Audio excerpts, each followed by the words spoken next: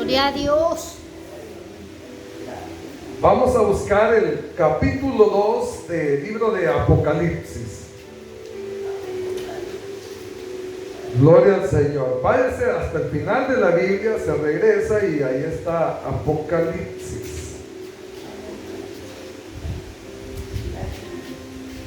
Gloria a Dios. Apocalipsis capítulo 2. Así sentaditos vamos a orar y luego para leer la palabra nos vamos a poner en pie. Vamos a decir su nombre, se lo pedimos en Cristo Jesús, Señor nuestro. Amén y amén. Bien, se pone sobre bienvenida, hermano.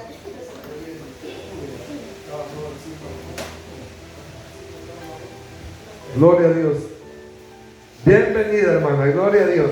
Vamos a leer Apocalipsis capítulo 2. Solo vamos a leer 7 versículos. Dice la preciosa palabra del Señor en el nombre del Padre, del Hijo y de su Santo Espíritu. Se lee de la siguiente manera: escribe al ángel de la iglesia en Éfeso, el que tiene las 7 estrellas en su diestra, el que anda en medio de los 7 candeleros de oro, dice esto: yo conozco tus obras y tu arduo trabajo y paciencia, y que no puedes soportar a los malos, y has probado a los que se dicen ser apóstoles y no lo son, y los has hallado mentirosos, y has sufrido y has tenido paciencia y has trabajado arduamente por amor de mi nombre y no has desmayado. Pero tengo contra ti que has dejado tu primer amor. Recuerda, por tanto, de dónde has caído y arrepiéntete y haz las primeras obras, pues si no, vendré pronto a ti y quitaré tu candelero de su lugar, si no te hubieres arrepentido. Pero tienes esto, que aborreces las obras de los nicolaitas, los cuales yo también aborrezco. El que tiene oído, oiga lo que el Espíritu dice a las iglesias. Al que venciere, le daré a comer del árbol de la vida, el cual está en medio, ¿de dónde? Del paraíso de Dios. Amén. Pueden tomar su asiento. Denle su ofrenda de palmas al Señor. Gloria a Dios. Preciosa palabra. Linda palabra. Aleluya. Mire que yo me he gozado con esta palabra, porque es para mí. Ahora, si usted la quiere para usted, no se duerma. Recíbala. Aleluya. Gloria a Dios. Yo no sé, hermano, pero mire, aquí se trata de venir a aprovechar el tiempo. Aquí no es de venir a perder, es de aprovechar el tiempo. Amén. Quiero hacer una pregunta. No sé si, hermanos, alguien ha tenido la experiencia de perder algún dinero cuando va de compras a algún lugar. ¿Alguien ha perdido dinero cuando va de compras a algún lugar? No. Bueno, cuando estaba niño lo mandaban a la tienda y podía ir a ver otras cosas, perdía el dinero y el hermano. Vaya. No, ¿verdad? Alguien cuando va a hacer alguna compra sale en su casa y se le olvida el dinero. A mí ya me ha pasado. Hace unos días me fui a sentar a comer y se me olvidó llevar dinero. Menos mal que llevaba aunque sea un poquito, entonces, y que lo vi a tiempo. Entonces cuando yo vi que no andaba dinero, dije, bueno, voy a comer, pero voy a comer poquito, que me alcance. Así hice cálculo, ¿verdad? Bien, ya me va a entender por qué le digo esto. Pero en la porción que esta mañana hemos leído, nos está hablando de una iglesia. Aquí en el capítulo 2 del libro de Apocalipsis, Juan comienza, amados hermanos, a escribir lo que el Señor Jesús le reveló.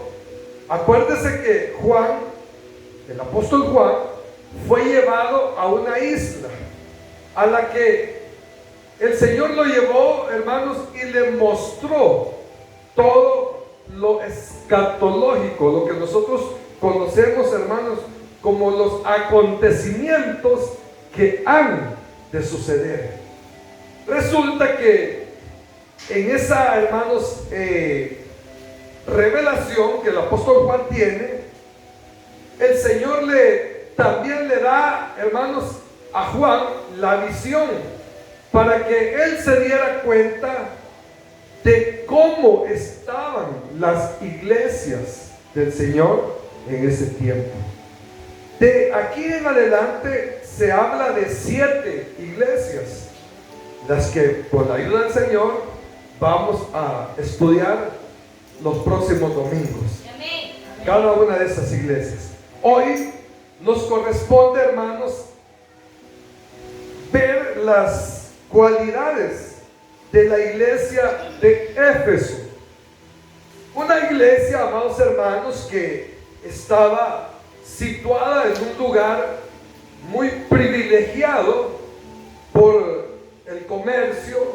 Era una ciudad, hermanos, que estaba en crecimiento económico, tenía muchas ventajas. De hecho, era, hermanos, la capital de una, hermanos, de un edificio, le voy a decir, no le puedo decir de una iglesia. Era la capital, hermanos, de un monumento a una diosa llamada Diana. Esta diosa, hermanos, era muy reconocida porque era la diosa a la que le tributaban ofrendas a causa de que creían aquellas personas que esta diosa era la que les podía dar fertilidad. Y dice la historia de que mucha gente de muchos lugares, países, regiones, venían a Éfeso a hacer sus ofrendas, venían a ofrecer sacrificios, venían a pedir favores a aquella diosa llamada Diana. Las ofrendas que traían muchas veces eran ofrendas, hermanos, que nosotros podemos conocerlas como orgías. Es decir, que habían ofrendas, hermanos, sacrificios con sexo. Se lo digo así fuerte porque no hay niños aquí ahorita. Pero en esto podemos ver, hermanos, de que venían multitudes. Acuérdense que para lo bueno, perdón, para lo malo, corren, ¿verdad?, las multitudes. No va a ser algo bueno que a la gente le cuesta. Bien, pero Éfeso era una ciudad muy concurrida. Pablo, el gran apóstol que nosotros vemos en el libro de los Hechos, estuvo 3 años aproximadamente ministrando, sirviéndole al Señor, predicando, levantando obra. Y pasó el tiempo y ahora nos encontramos en este momento en que el Señor Jesús se le presenta al apóstol Juan y le da la visión de las 7 iglesias. Pero hoy que nos enfocamos en Éfeso, le aclara el Señor Jesús a Juan el estado en el que se encontraba la iglesia de Éfeso. Por ser una ciudad grande, por ser una ciudad muy populosa, hermanos, nos damos cuenta que Éfeso tenía muchos habitantes. Era una ciudad grande. Y por ser grande también, hermanos, la iglesia de Éfeso, la iglesia del Señor, había crecido en cantidad, hermanos. Había aquello que nosotros le llamamos cuantitativo. O sea, de que había, hermanos, una cantidad enorme en la iglesia del Señor. Es decir, de que era una iglesia muy numerosa. Pero resulta que por ser tan numerosa, la iglesia se había dedicado, hermanos, a repartir el trabajo del Señor, y todo eso estaba excelente. Cada quien hacía lo que le correspondía. Habían ministros de la palabra de Dios, habían hombres que se dedicaban, hermanos, al mantenimiento del local, habían muchas personas, hermanos, involucradas en el servicio, había ministros de alabanza, habían diáconos, hermano, era una iglesia grande. Yo no sé cuántos han visto una iglesia grande aquí en el país, pero usted se da cuenta, hermano, que tienen de toda clase de ministerio. Hasta hay un ministerio, hermanos, que se llama de transmisión, porque son los encargados de poner, hermanos, las cámaras para transmitir, para grabar los cultos. Hay otros que se dedican solamente a contar las ofrendas, porque son cantidades enormes que llegan de ofrendas. Entonces, toda esa labor es repartida entre todos los miembros, para que todos los miembros de la iglesia puedan servirle al Señor. Y en esto es que estaba la iglesia de Éfeso, en el crecimiento. Había una preocupación, dice la porción que hemos leído, que había una preocupación, hermanos, por conservar la sana doctrina. Eran celosos en poder enseñar la palabra de Dios sin adulterarla. Eran, hermanos, ministros, eran siervos del Señor los que estaban en esa iglesia, hermanos, que se preocupaban porque la palabra de Dios fuera transmitida tal y como debería de ser. Es decir, hermano, de que no andaban ocultando la verdad de Dios. Si había que, hermanos, orientar a alguien que estaba en pecado, lo hacían.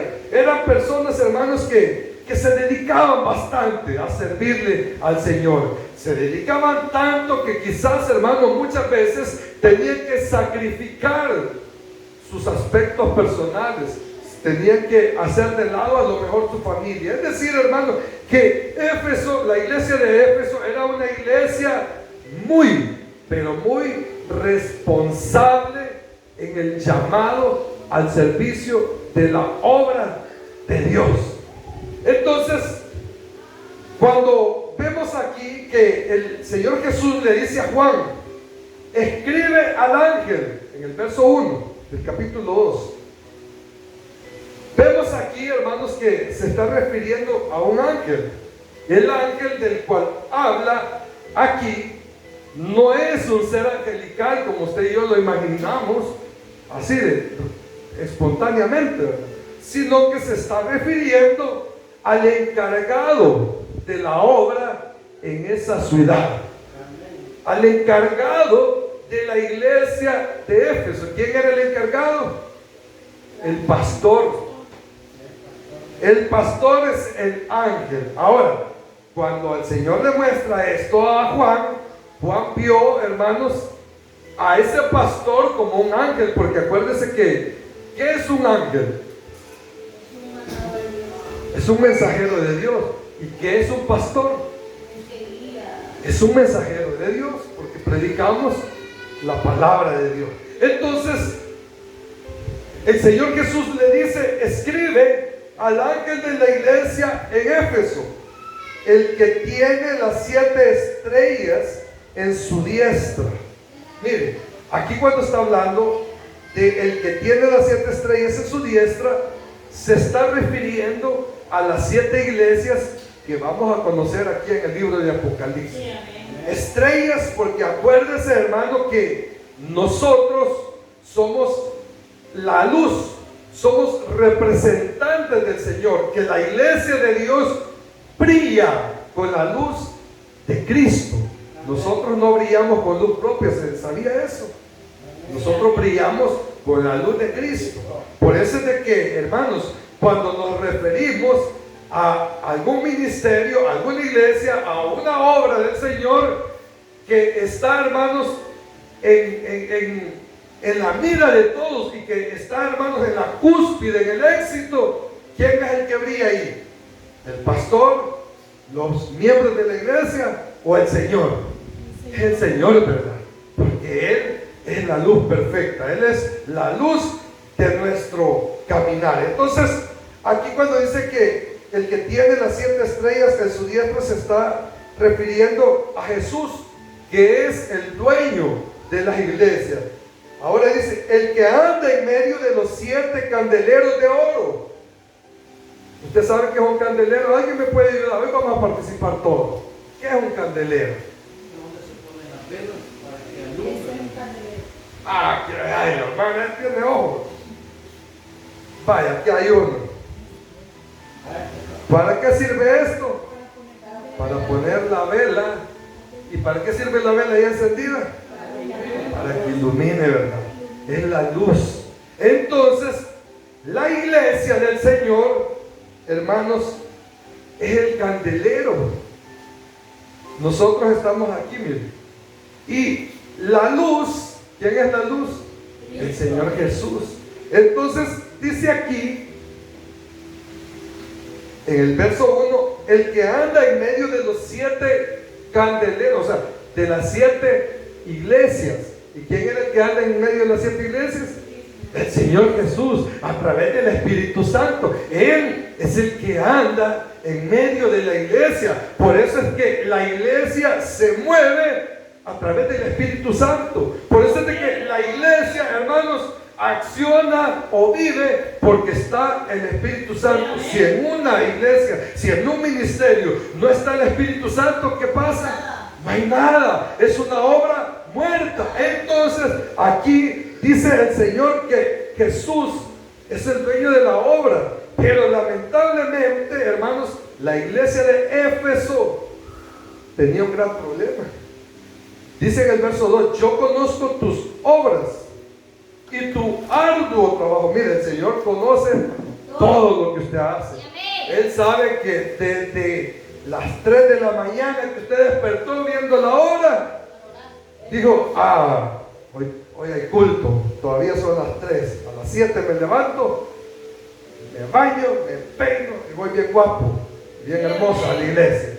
Él conoce, Él sabe cuando usted se dispone para el Señor. Dios sabe, hermanos, cuando usted le da un servicio al Señor. Dios sabe, hermano, cuáles son las intenciones que hay en su corazón cuando usted viene a la casa de Dios. Dios conoce, hermano, cada una de nuestras acciones y principalmente aquellas acciones que están enfocadas en la obra del Señor. Mire, todos los creyentes estamos llamados a predicar a Cristo. ¿Sabían ustedes?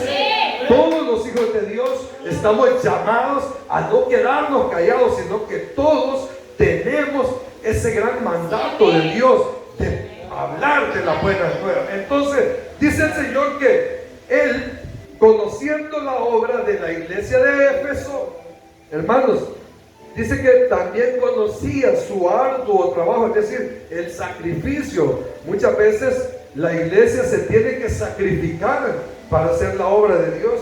Mire, muchas veces hay pastores que no duermen. Por ejemplo, están en una vigilia el sábado y el domingo, aquí estamos en el culto. Y no nos estamos, no, ¿verdad?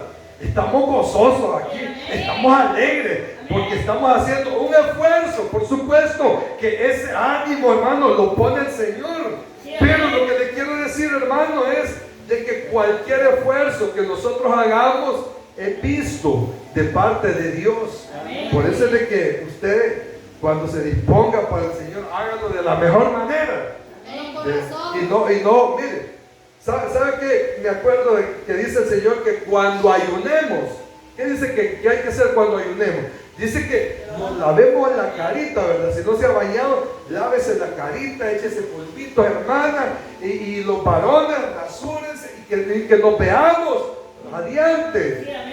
No vamos a estar con la cara jalada y que la gente diga, ¿qué le pasó? Todo demacrado lo veo. Ay, es que ando ayunando. No, el Señor conoce ese esfuerzo. Dios conoce el sacrificio. Entonces, en la iglesia de Éfeso, el Señor estaba, hermanos, consciente. Él estaba sabedor de toda aquella gran misión, de toda aquella gran labor que tenía esta iglesia. Miren, es curioso cuando el Señor le dice a Juan en el verso 1, ¿verdad?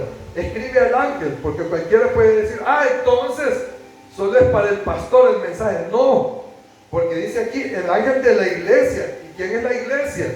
Son todos los miembros que nos reunimos debajo de este techo, ¿verdad?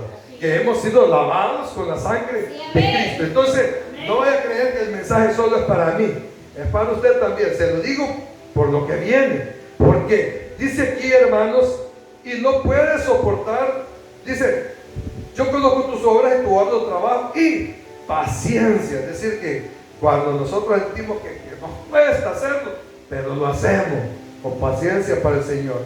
Y que no puedes soportar a los malos, y has probado a los que dicen ser apóstoles y no lo son, y los has hallado mentirosos. Miren, una doctrina, hermanos, de la iglesia de Éfeso, de la buena, era una doctrina no adulterada. Ahí no andaban inventando cosas, ahí le hablaban la esencia de la palabra de Dios. Eran celosos en la palabra. Eran personas que si alguien venía con un engaño, lo rechazaban.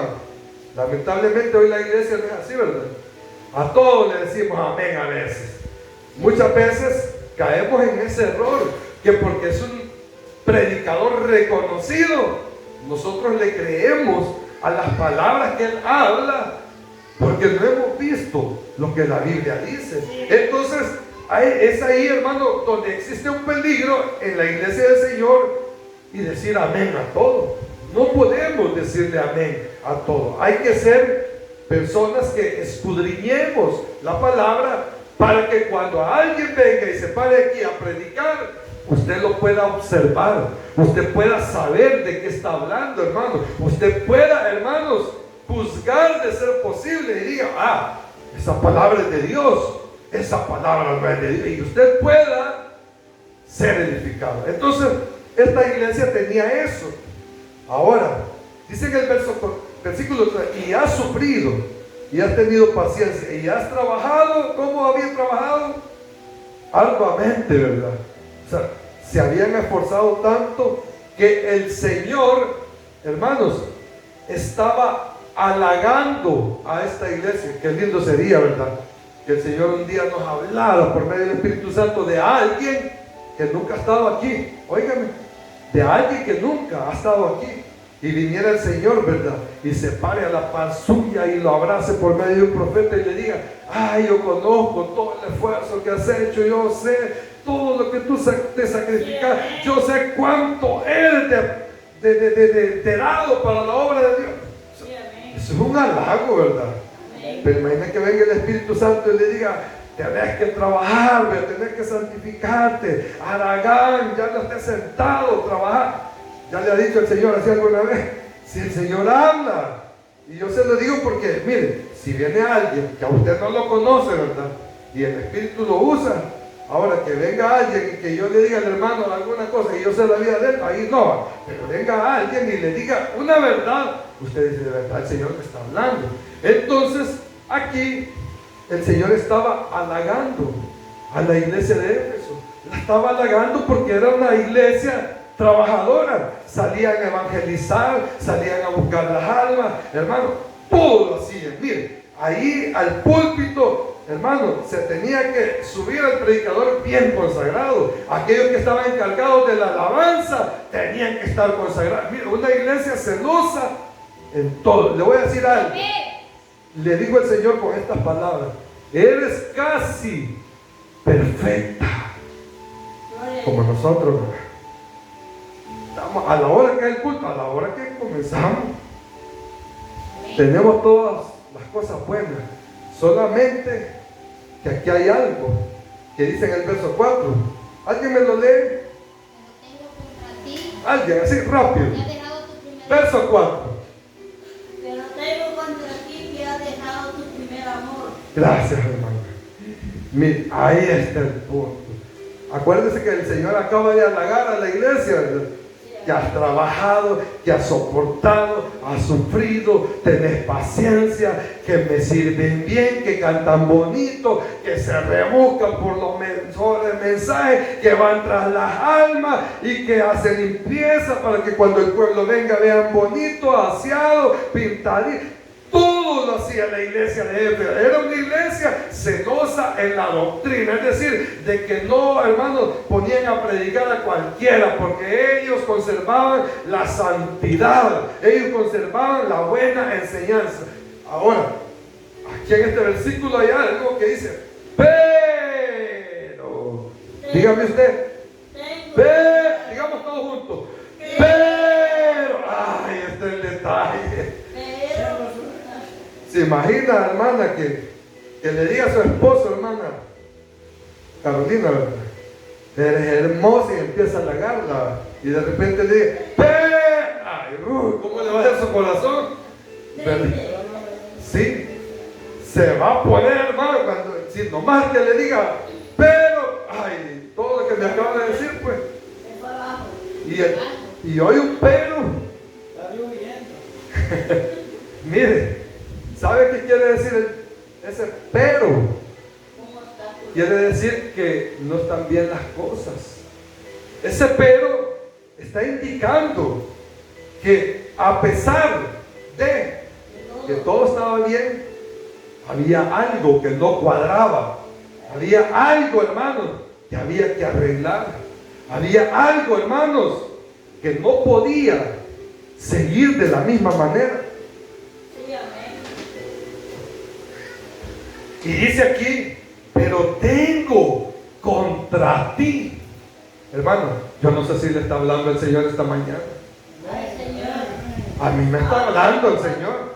Mire, yo ayer que veía esta porción, qué directo eres, Señor, le decía. ¿Sabe por qué? ¡Pum! Me vino, hermano, como espada. Dice aquí la Escritura que esta palabra penetra hasta lo más profundo, a donde nadie puede llegar, donde el psicólogo no puede hacer nada. Esta palabra sí tiene poder. Entonces, cuando yo veía esta palabra, decía, Señor, qué mensaje tan exacto para mi vida. Por eso le pregunto, yo no sé si a usted le está hablando el Señor esta mañana, pero aquí dice, pero tengo contra ti que has dejado tu primer amor. Vaya, y todos los halagos, pues, y todo lo que le servimos al Señor aquí, y todo lo que nos esforzamos madrugando para venir el domingo, ¿verdad? Venimos cansados de trabajar el día de semana y venimos al culto, y la hermana nos tiene 2 horas parados cantando aquí. Aleluya. Entonces, y el pastor que nunca termina, y todo ese sacrificio, hermano. Pero, mire, yo no sé si usted lo alaba esta mañana, pero yo me gozo con esta palabra, porque el Señor es fiel, porque el Señor nos conoce, porque Él sabe, hermano, qué es lo que necesitamos recibir. Y dice aquí, pero tengo contra ti que has dejado tu primer amor. Por eso le preguntaba al principio, ¿cuántos alguna vez han salido a comprar, hermano, y perdieron el dinero? ¿Y cuántos alguna vez salieron a comprar y olvidaron el dinero para ir a comprar? Le voy a hacer una pregunta, otra pregunta. Si usted sale a comprar y cuando llega al súper y ya no se encontró el dinero, lo perdió, ¿qué es lo que hace? Ayer vimos unos niños ahí afuera de la casa, anoche, habían perdido un celular. ¿Sabe qué hicieron esos niños? Alguien que me ayude. Adivinador. Lo buscaron. Andaban alumbrando. ¿Y a dónde lo dejaban? Yo creo que ahí. Y andaba, hermano, eran unos loquitos buscando el celular. ¿Sabe por qué? Porque tiene un precio. Pero el celular no vale $2, ¿verdad? ¿Cuánto vale el suyo, hermano? No me diga. Yo sé que solo iPhone hay aquí. pero mire, son caros los celulares. Pues, si a veces tenemos que hasta pagarlos por cuotas, ¿verdad? Entonces esos niños ya sentían que la mamá los iba a recibir bien calientito, ¿verdad? Entonces, ¿qué andaban haciendo? Buscándolo. Ahora, si estos niños hubieran salido allá a la calle donde perdieron el celular, pero no hubieran llevado el celular, sino que lo hubieran dejado en la casa y allá estando en la calle hubieran necesitado hacer una llamada, ¿qué hubieran hecho estos niños? Ir a la casa. Ir a la casa, ¿a qué? A traer el celular, vean. ¿Por qué? Porque lo habían dejado. ¿Sí? ¿Me doy a entender? Sí, pa. Entonces, si lo perdió, usted tiene que irlo a buscar. Y si lo dejó, usted tiene que irlo a traer. Entonces, aquí dice el Señor de la iglesia de Éfeso: pero tengo contra ti que has que dejar. Ay, oiga, ¿a dónde? ¿A dónde, hermano? Por Dios santo, ¿y usted qué anda haciendo solo aquí, pues?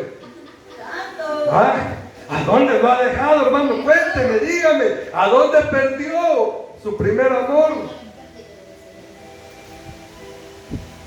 Mire, si no es para usted, gócese.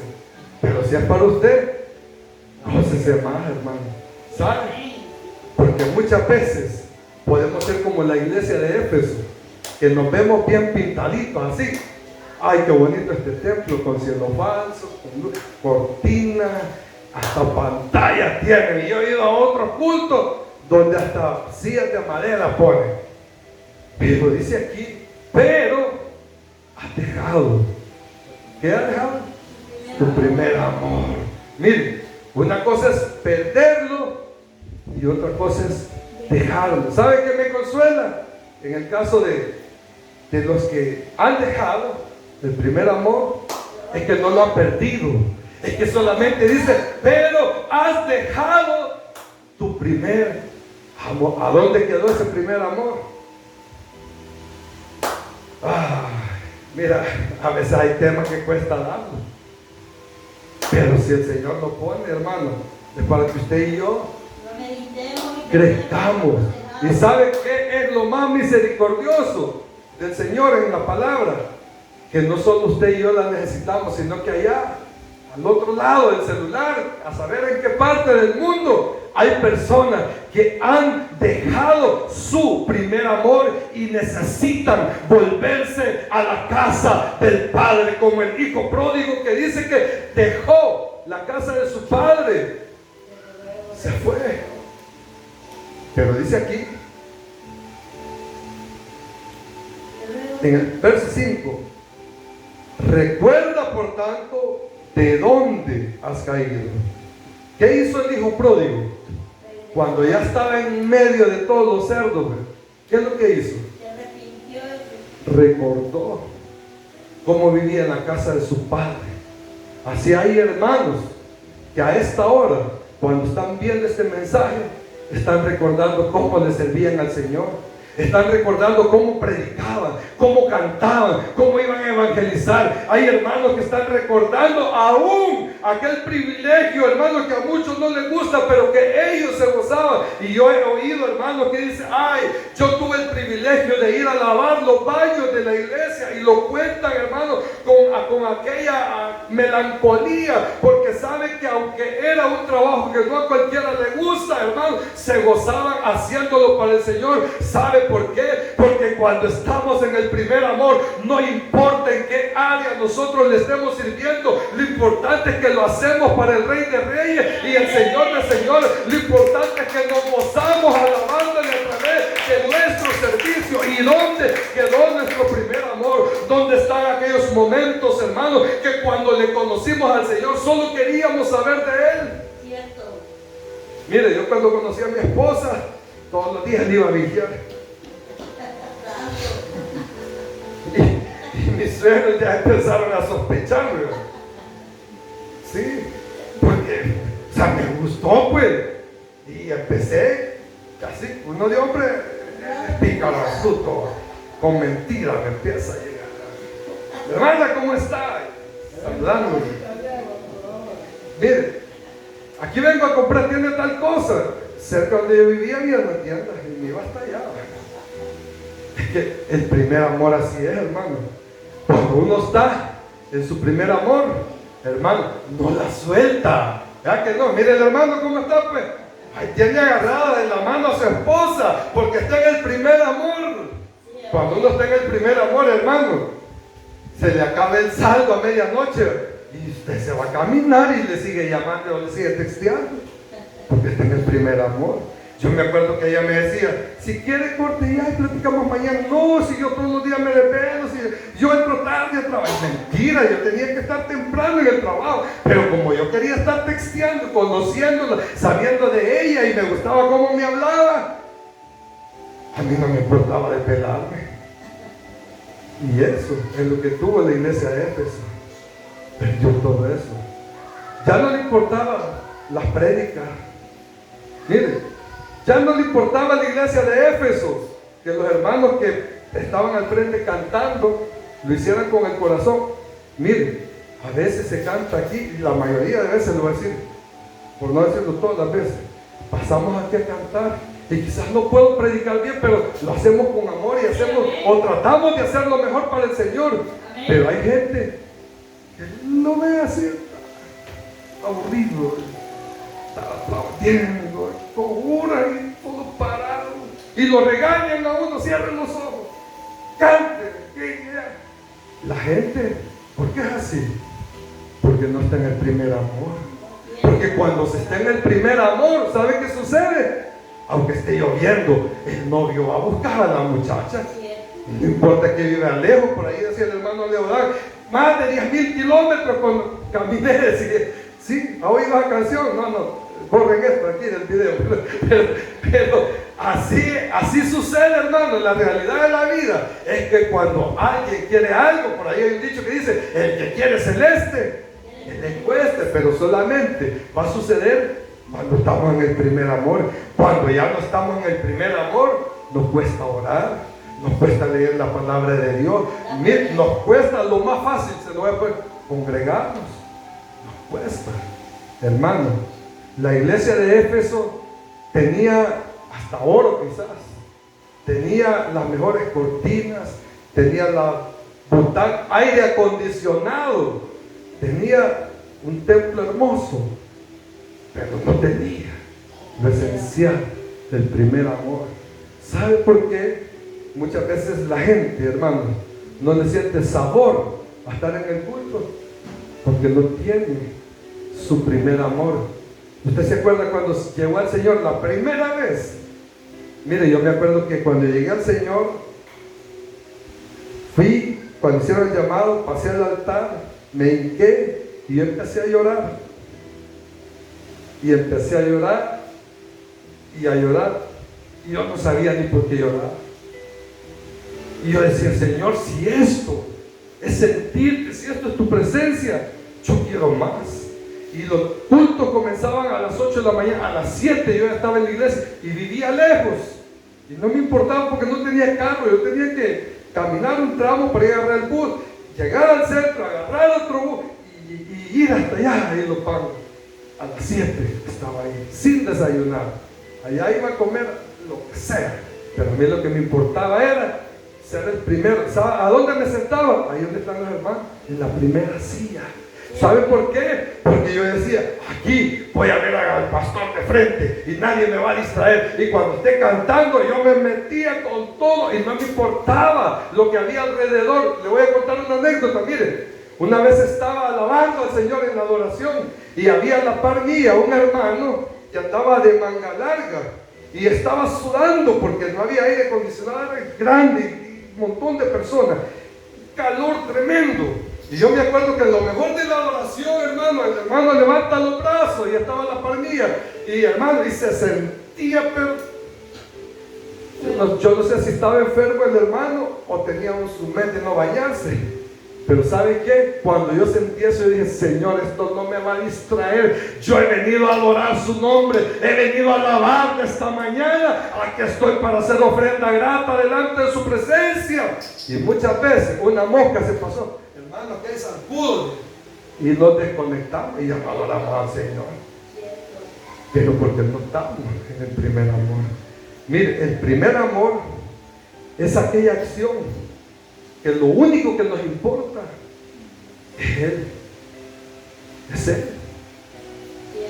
No tengo trabajo, no importa. tengo más tiempo para ir a la iglesia. No tengo dinero, no importa. Es la oportunidad para pedirle a papá. Sí, amén. Pero cuando nosotros no tenemos dinero, no voy a ir a la iglesia. Si no tengo ni para el pía, no me voy. Santo. Ahí está mi teléfono, háblenme. Ahí le vamos a hacer un cheque para que se venga. Aleluya. Le lo vamos a mandar en Uber. Pero mire, hermano, si usted se queda es porque usted quiere. No es solo con ustedes, hermano. Yo veo que me quedan viendo bien enojado, hermano Douglas. En serio, me quedan viendo. Mire, allá atrás, ¿sabes? ¿Cuántos hermanos me están viendo? Y saben, hermano, de que dejaron su primer amor. Ahora, estamos a tiempo, porque la trompeta no ha sonado. Sí, pero cuando- Si lo perdió, hermano, ahí sí lo lamento, pero mientras tenga vida no ha perdido, solo lo ha dejado. Ahora, debemos devolverlo a nuestro primer amor. ¿Sabe por qué? Porque una iglesia sin el primer amor es seca.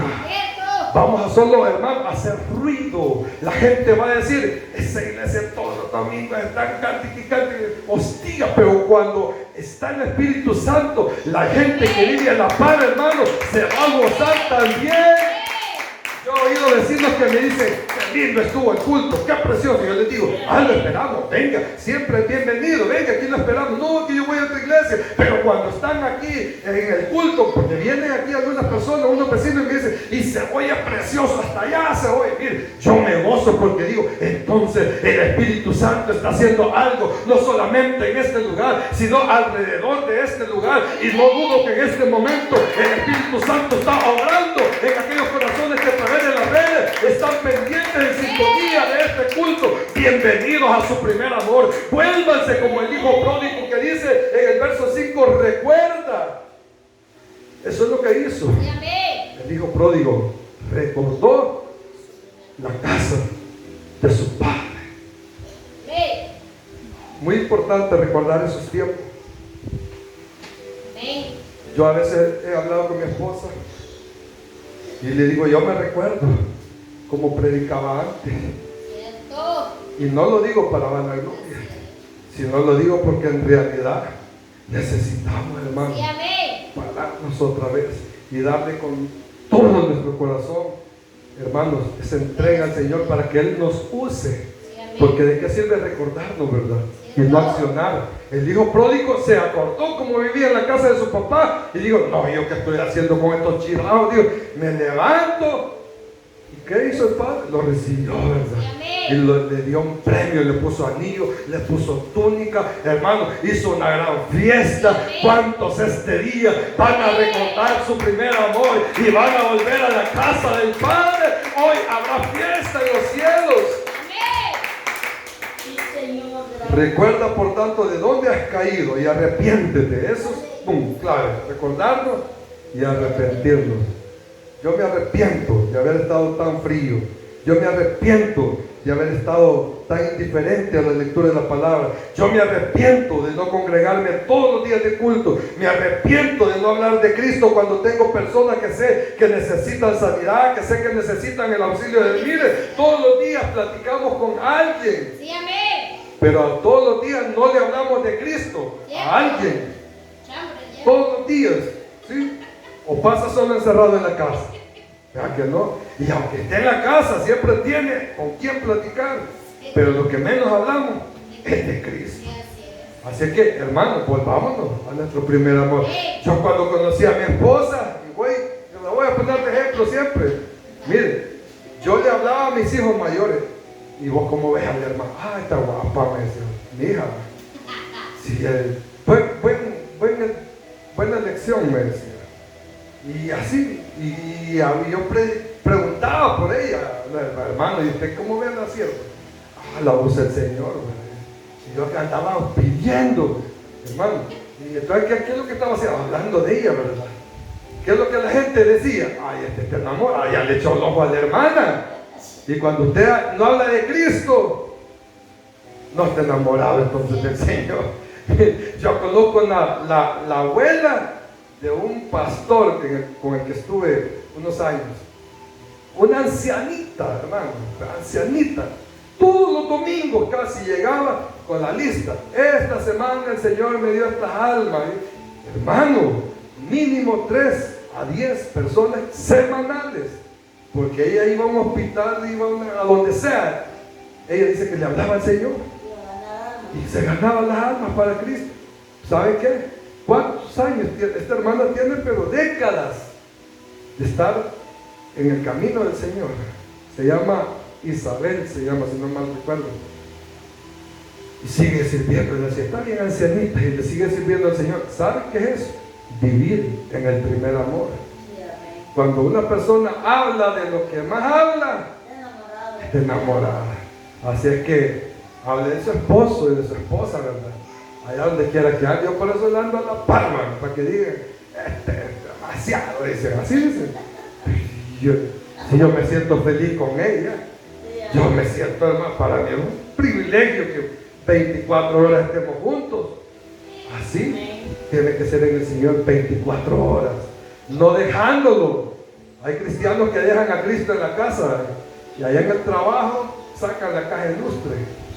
No, los cristianos no podemos dejar nuestro primer amor, porque Él, de verdad, Él es el único que nos ha amado, el único que nos ha comprendido, el único que ha podido saber que en realidad nosotros somos necesitados de su misericordia. Entonces no lo vamos a dejar. Vamos a enamorarnos más del Señor. Nos arrepentimos de haber sido lo que fuimos, de estar quietos, de estar tranquilos, de estar sin hablar de sus maravillas. Y dice, y haz las primeras obras, pues si no, vendré pronto a ti y quitaré tu candelero. ¿Qué es el candelero? Es la luz de Cristo, ¿verdad? Podemos brillar con Cristo, sin Cristo no podemos brillar. Y dice aquí, quitaré tu candelero de su lugar si no te hubieres arrepentido.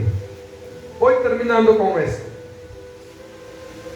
El pueblo de Israel, el pueblo del Señor, había experimentado muchas victorias.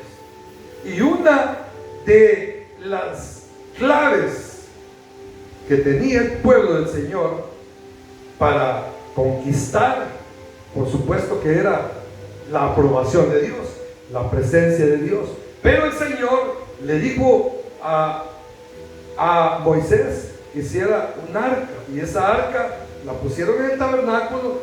Y acuérdense que el tabernáculo andaba a donde llegaba el pueblo de Dios. Entonces, tener el arca simbolizaba la presencia de Dios.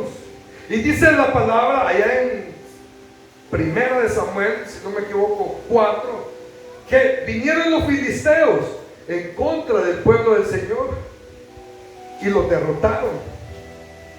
Perdieron como 4,000 hombres los del pueblo del Señor.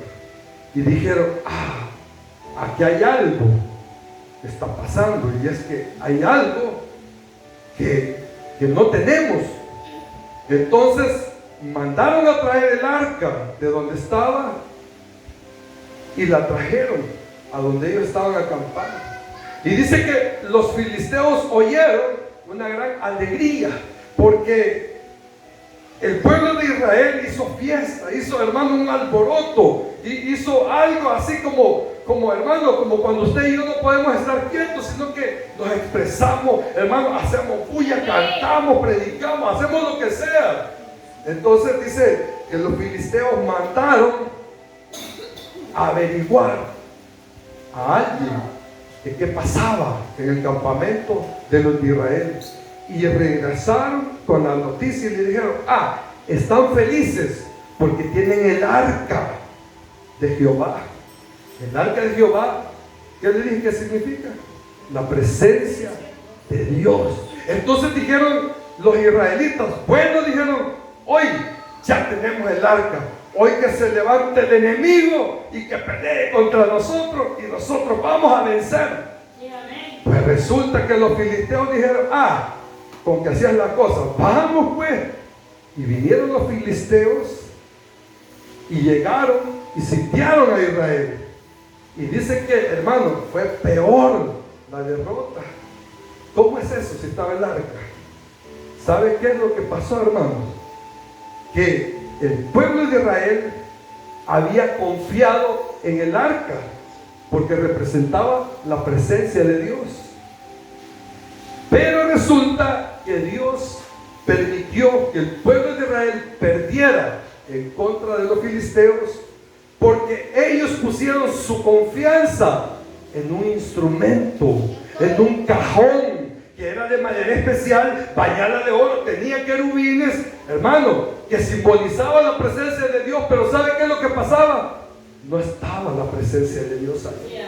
Entonces, cuando no está la presencia de Dios, el enemigo hace lo que quiere con los hijos del Señor. Y que Dios reprenda al diablo en esta mañana, que Jehová reprenda toda potestad en las tinieblas, porque aquí lo que debe de existir siempre es la presencia de Dios. Vivir en el primer amor, hermano. Cuando vivimos en el primer amor, estamos con la presencia de Dios. Por eso Santiago dijo, ¿verdad?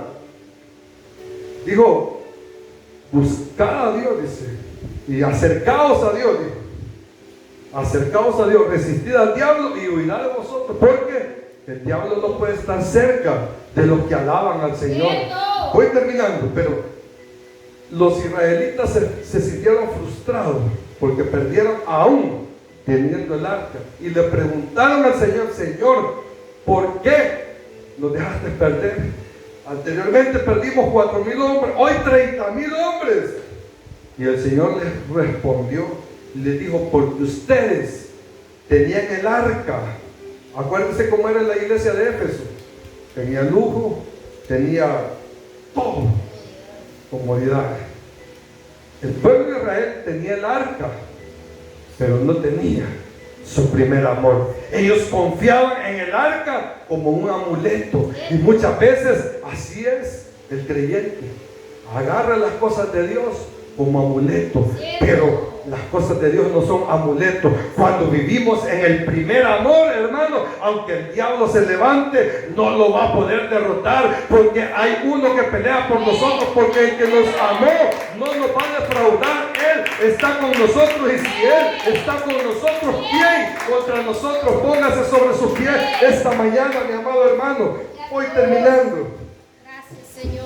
Dice: pero tienes esto, que aborreces las obras de los nicolaitas, las cuales yo también aborrezco. A pesar de que tenían todo y que habían perdido,